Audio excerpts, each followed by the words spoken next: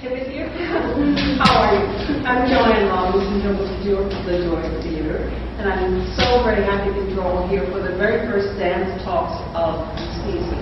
There are a couple people here that I've seen who've been in dance talk programs before, so you know that we do these programs throughout the year to introduce you to issues in the field of dance and also to programs that are going to be on the main stage of the Joy Theater.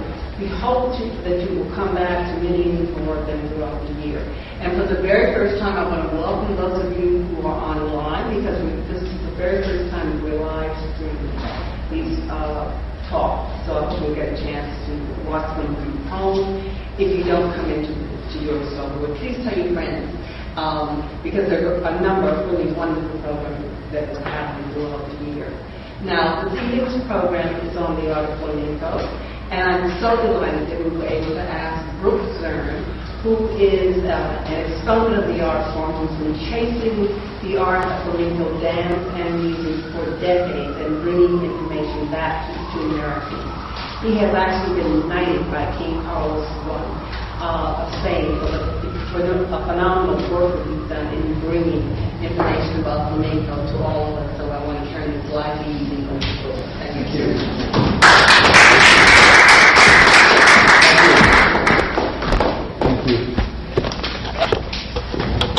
This is an improvisational art, so I'll read stuff, but not for long, I hope, and not to distraction, because this should be a discussion.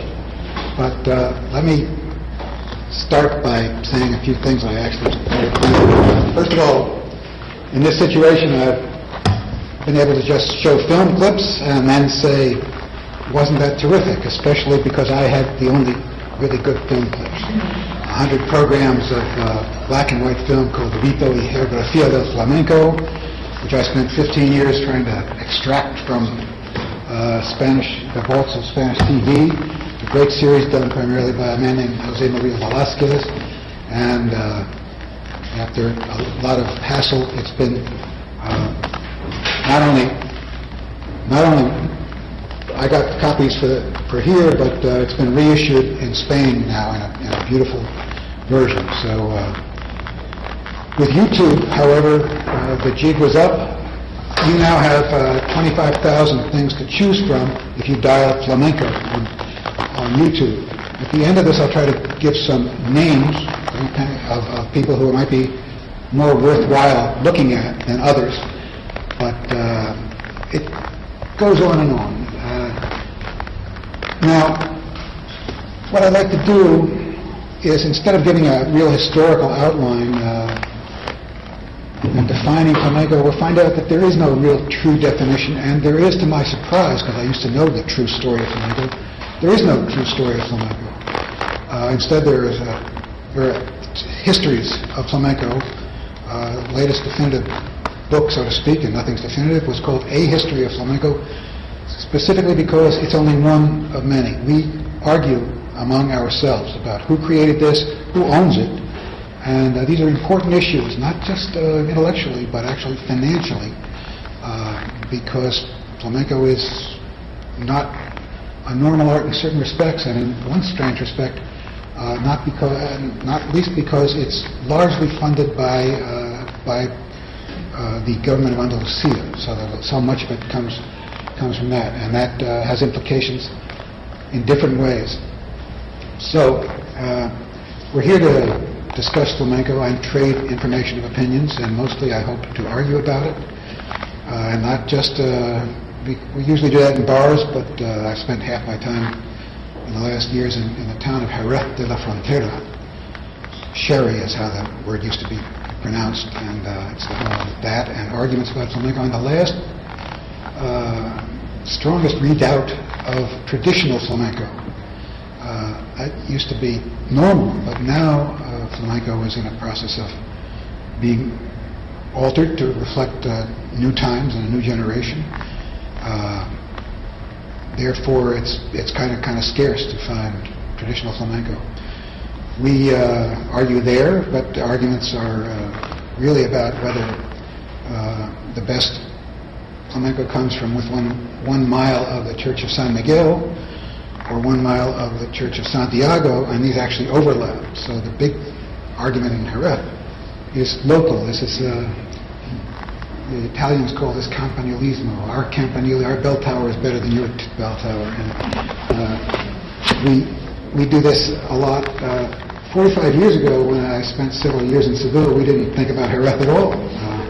Then it was Triana versus the rest of the city, or it was the town of Morón or something, different little arguments. But Jerez is known for its flamenco associations, called peñas. These are places where, remarkably, because Jerez used to be a closed town. The Domex were there. We had $10 that Domex could walk across Spain on their own land, so we couldn't hire anybody to entertain us. But now Jerez has these wonderful things called peñas, and you can go there for free on nights, not in the summer, but there are lots of festivals in the summer. But in the off-season, there you find flamenco. And you also find kids who have an extraordinary understanding of flamenco dynamics and sensibility, which I have been striving for since I wasn't much older than them, but will not get, and which they have. You see them suckling, you see bouncing on their pregnant mom's belly while they're listening, and the mom holding their hands, and they're creating flamencos. And that's an interesting thing because of the tremendous impulse toward change flamenco. If you're in the real world of flamenco, you don't want to do that. A lot of dancers welcome the challenge of creating a big spectacle.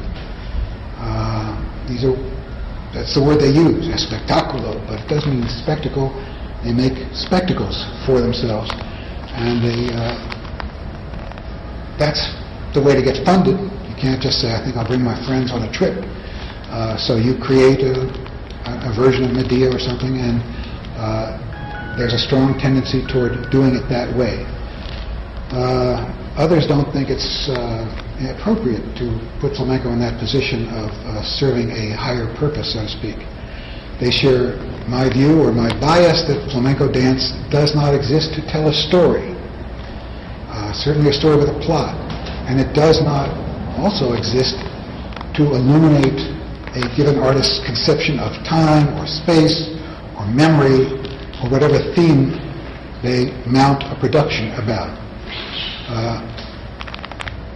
I always said flamenco is abstract dance. Maybe it's concrete dance, but it's about itself. Flamenco dance traditionally has been about itself. It's been about the form that it is. A soleá, and a lot of people don't know what that is. But when you see it danced, it is referring to the emotional nucleus of a song form, a metrical form, a tonal form, but above all, a sung form that's rich in grief. And if you don't know that that's the core of the soleá, it can be difficult to understand it the way you're supposed to. It's a musical, emotional construct of immense power and infinite dimension. In itself, the ciguerillas, which you'll see danced, is the deepest, the most tragic form of flamenco, and the dance, like the song, is obliged to, must reveal the dark soul of that form and the disastrous ethnic calamity that befell people, and I'm referring to the gypsies in Spain, centuries ago. Spain started out as hard as anybody, and today I think is exemplary in treatment of gypsies, not perfect, but far better than most other countries. This was what shaped that form. The gypsies, by the way, held the ciguerillas in such reverence that they never thought of dancing it.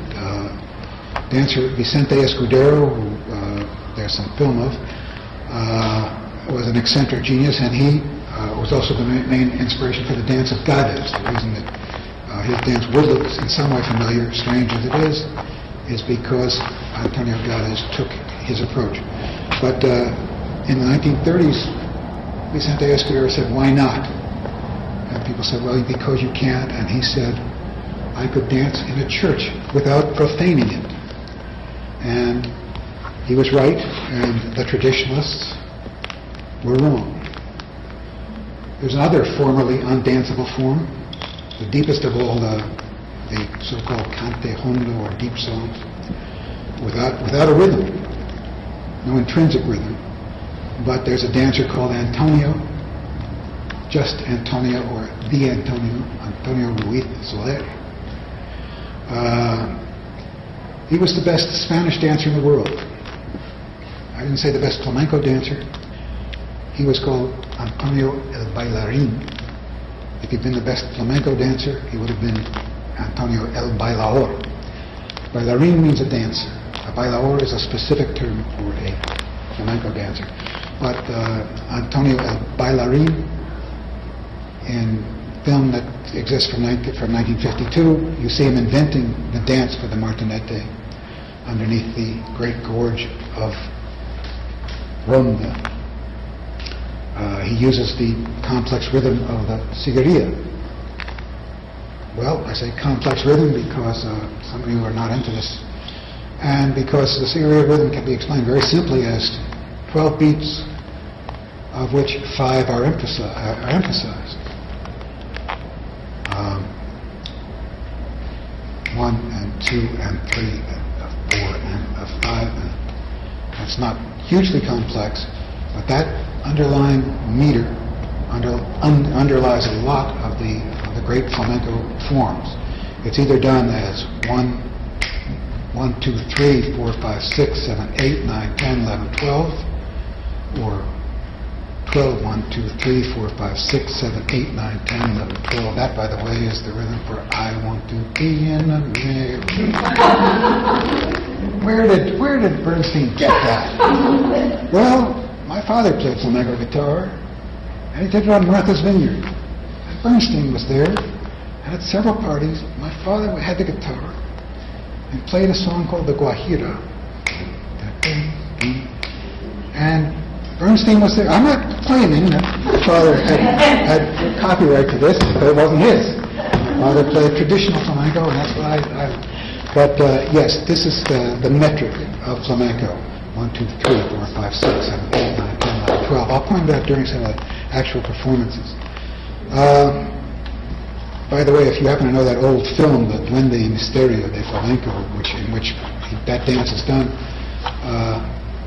one of the amazing parts of it, we have it here, but I don't know if we'll get it, is filmed on a riverboat. Actually, a boat was crossing over from Portugal to Huelva, and the great dancer El Farruco is watching a singer named Chano Lobato. We'll see these people. That ancient boat sank 2 weeks ago. It was old in the 50s. Being the children I mentioned of these people in Jerez, that should guarantee something, but it doesn't. I've talked to dancers from the great gypsy families of Jerez who've applied for work in major dance companies and were rejected because they didn't have the requisite diploma. And they say, "What do you mean a diploma? I am from a people family. I'm a Grillo."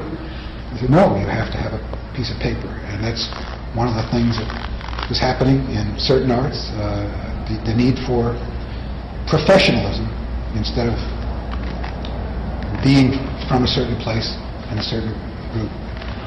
You call that just officialism. One of the great guitarists of our time, Manolo Sanlúcar, can't teach guitar in Spanish universities because he doesn't have a degree. This guy made an interesting comment about one of the conferences I was at. He said that about a conservatory of flamenco music in Holland, he said, "You can call it anything, but don't call it a conservatory because they're not conserving anything. They're teaching how to fuse flamenco with other musics. And that's not conserving, that's doing something else." Let's see what's going on. Sorry. Yes. It's very hard to hear you. Can you please speak up? Oh, of course, yes. Now, we in America don't miss flamenco singing. We have problems with the idea of flamenco singing. It sounds unfair, but that's the way it is. Flamenco singing is difficult to understand. So that's one of the main issues. What I would like to do at this point, though, is put on a little film of flamenco and start a clear discussion. If we could put on, first, it's going to be tape 1, and this is filmed from the Fair of Seville, not many years ago, but dancer called El Farruco. But first, there's the people doing the people's dance. Some don't even call it flamenco, it's the sevillanas. It's essentially a folkloric dance. And then we'll go to another extreme of flamenco dance expression. And if we can put on, roll the videotape 1, we'll see where we come in. El color, el compadre conocido, los trajes universales de flamenco. Se ha hecho la luz. El espectáculo ha comenzado.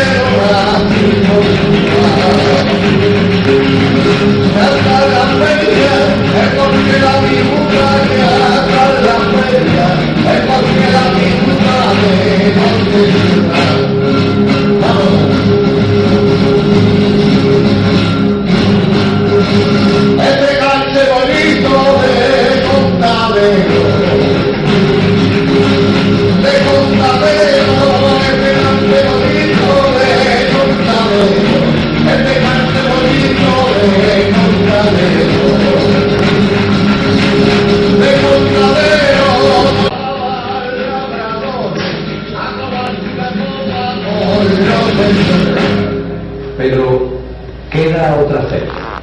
But there's another fair. La de la alta madrugada. Cuando se presiente un amanecer de luces lejanas sobre el río de Sevilla.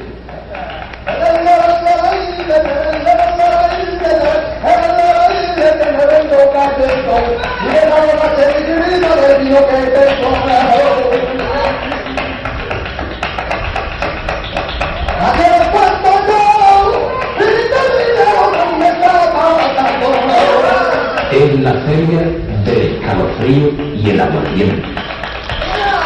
La de las casetas de las buñoleras, donde se dan cita los últimos que regresan y los gitanos que tienen montada allí su fiesta particular.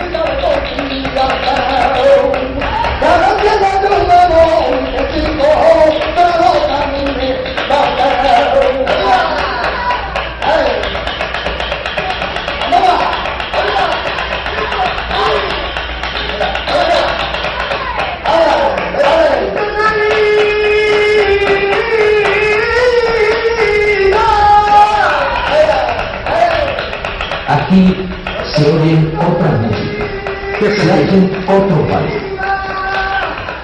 Es la hora de la bulería entendida en su manuscrito sentido social. Música para bailar y baile casi para escuchar. para unir el escalofrío de la mañana inminente al temblor de terremoto del baile de un hombre que ha puesto bandera en todas las esquinas del arte flamenco. We're about to see El Farruko dance. Free form. Not yet.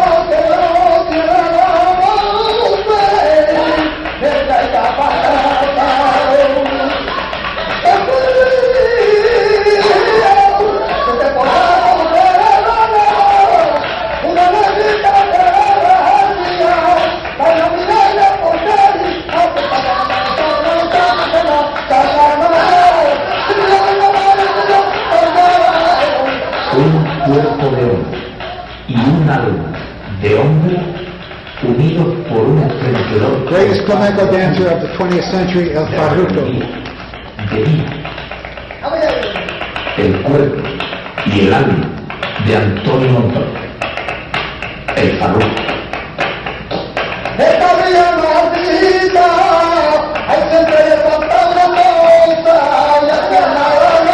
That's Cameron behind him.